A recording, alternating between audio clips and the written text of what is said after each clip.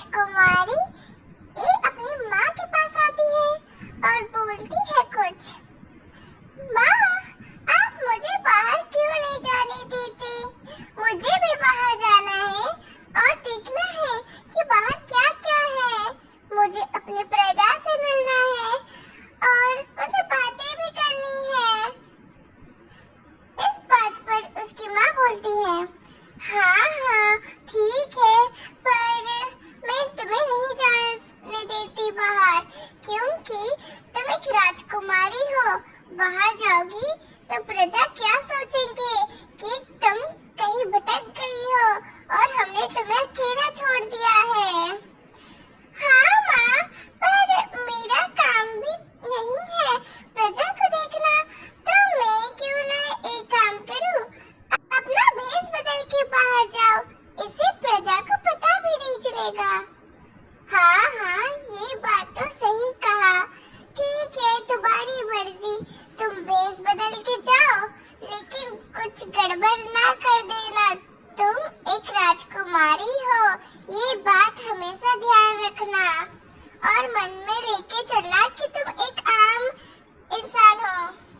अगली सुबह वो जंगल की ओर से चलने लगती है, एक गांव की तरफ। चलते चलते वो एक गांव में पहुंच जाती है।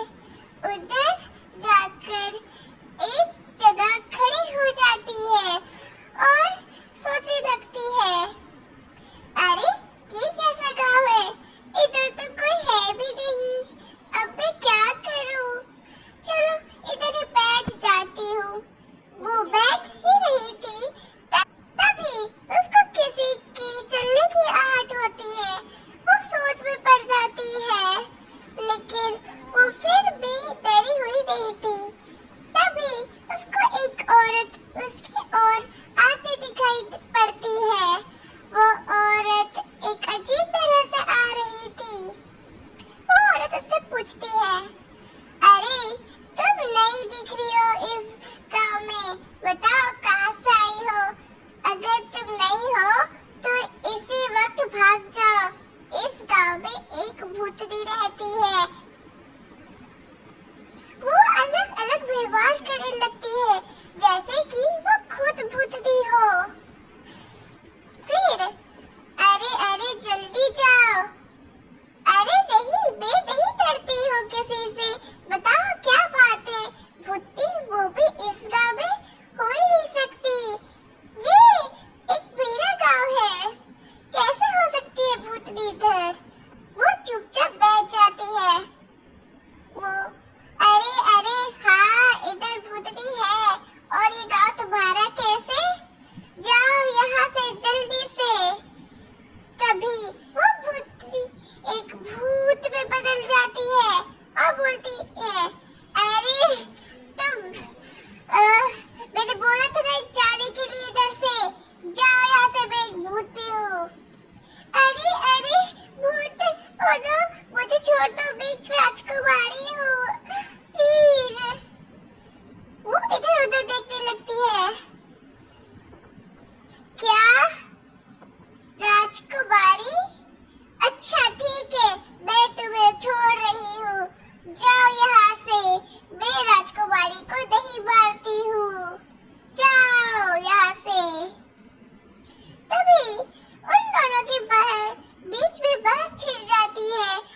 वो राजकुमारी सोचने लगती है कि ये कहीं दूसरी एक लड़की तो नहीं जो उससे मूर्ख बनाने आई है, एक भूतनी बनकर।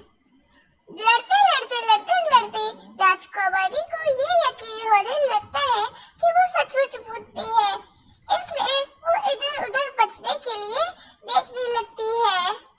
भूतनी की बातें सुन के उसको ऐसे लग रही थी कि कुछ तो गड़बड़ है, इसलिए वो बातें जब कर रही थी तभी से वो चौकन्ना होने लगती है।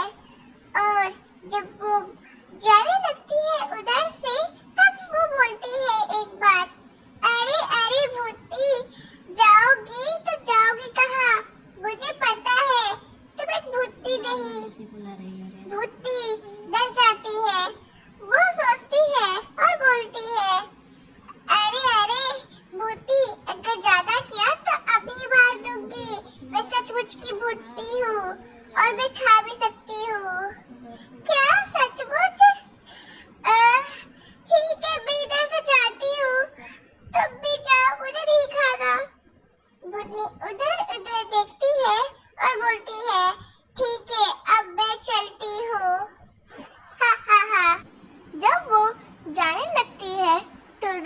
राजकुमारी को शक होता है, इसीलिए वो भी उस चुड़ैल का पीछा करने लगती है।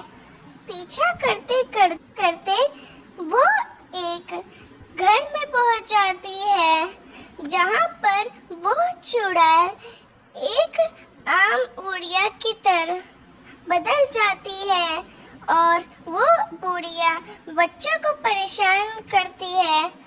लेकिन उसको पता चलता है कि वो बच्चे उसके नहीं, किडनैप किए हुए थे। वो एकदम चौंकना रहती है और देखने लगती है। प्लीज हमें छोड़ दो, हमने क्या किया है आपका, छोड़ दो। उसको रहा नहीं जा रहा था, इसीलिए उसने एक प्लान बनाया और फिर अपना वेश फिर से बदला एक भूतनी की तरह और उसके पास आ गई। वो बुढ़िया डर गई और बोली, अरे अरे भूतनी नहीं, कहाँ से आई तुम भूतनी नहीं हो सकती। हाँ, मैं भूतनी हूँ। क्यों, डर गई ना? मुझे लगा इस घर में एक और भूतनी है, इसलिए मैं आ गई इधर। वैसे लगता है मुझे गलतफहमी हुई है, इसीलिए मैं तुम्हें खा जाऊंगी, क्योंकि तुमने मुझे धोखा दिया है। वो बैठ जाती है उधर।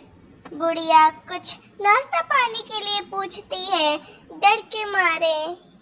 जैसे ही वो जाती है उधर से, वैसे ही वो एक राजकुमारी में बदल जाती है और बोलती है, बच्चों डरो मत, मैं एक राजकुमारी हूँ और मैं तुम्हें बचाने आई हूँ।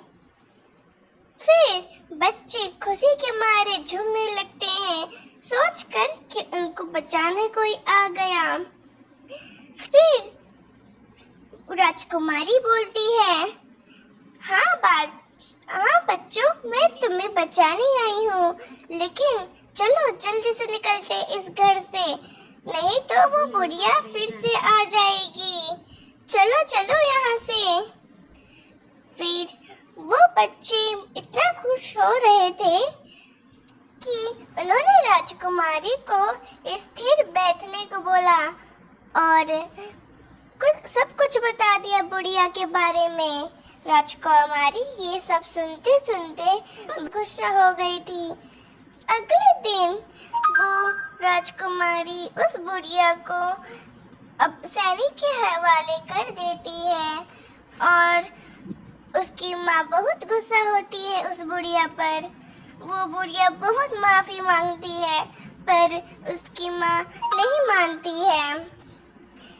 फिर उसकी माँ बोलती है, अरे मेरी बेटी, तुमने बहुत अच्छा काम कर दिया है, अब मैं तुम्हें हमेशा भेजूंगी हर महीने में प्रजा को देखने के लिए।